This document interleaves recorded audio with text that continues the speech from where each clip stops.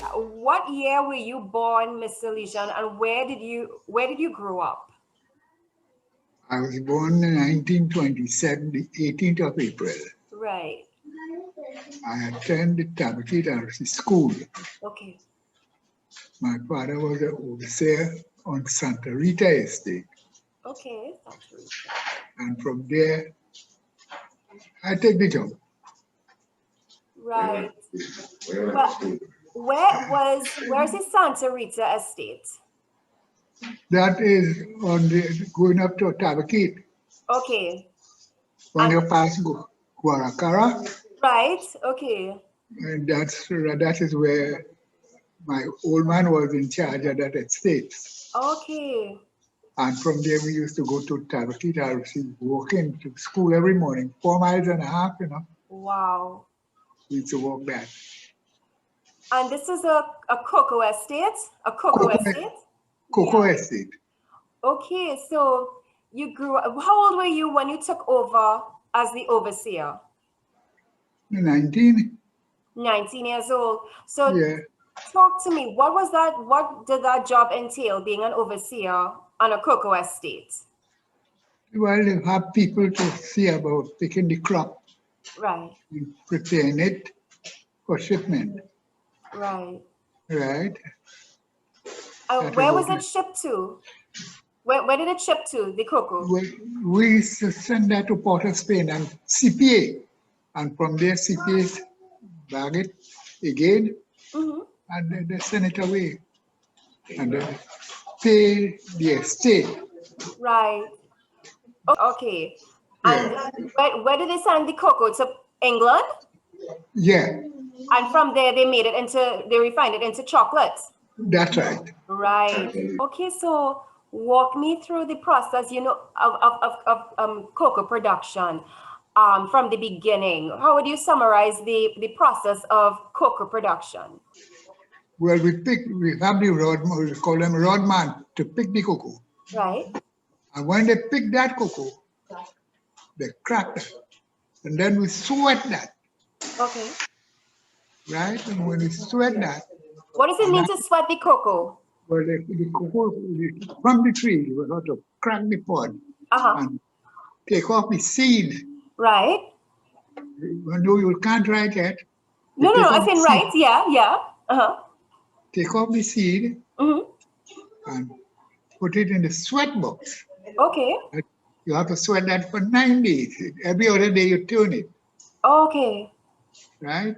And when you turn it, in 9 days you put it in the cocoa house. Right. And from the cocoa house, you dry it there. You dry it there, and after you dry it, you polish it. When you say polish, you dance it, shine it, give it a gloss. Yeah. You give it a gloss. Right. And then when you dry that in front of the cocoa house, you carry to the storeroom and you bag that cocoa there. Okay. You put 150 pounds, 150 in a bag, and you weigh that, and then you sew the bag, and then you transport it to Port of Spain, CPA. Okay. Now, I am very interested, Mr. Lisha. How was it transported from Santa Rita to Port of Spain? What did you all use? Did you all use a train, or how was it taken? Truck. Okay. Take it from there straight into Port of Spain. Okay. And did you ever see back then the final product? Did they send back to Trinidad a sample of the chocolates that was produced in Trinidad? No, what we used to do, we used to make our own chocolate, Okay. From the cocoa. Right. Understood. And how many years were you an overseer in Santa Rita? Santa Rita Estate. I stayed there a long while, 35 years, 35, somewhere there. Wow. Yeah. 35 years. And in that time, you got married and had kids? I got married in 1950. Right. Okay. Yeah, 1950. Right. Okay, so Mr. Lisha, well, I'm calling Mr. Lisha. How did you get the name Mr. Lisha? Well, if I tell you that, I don't really know. My name was Eugene J. Right. Eugene J. And Herrera, Eugene Herrera. My mother tell me that they say, "Oh, I get that name." So they put my name Legion. Okay.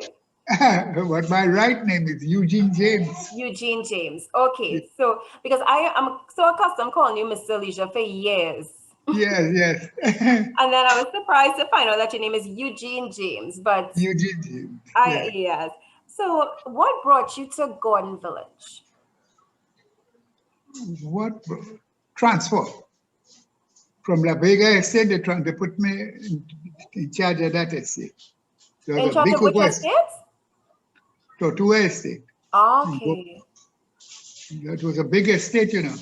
Okay. Right, and I had the experience of handling cocoa. Right. So they bring me there. Okay. So you went from Santa Rita, you said, to La Vega. Right. And then from La Vega to Tortuga. Yeah.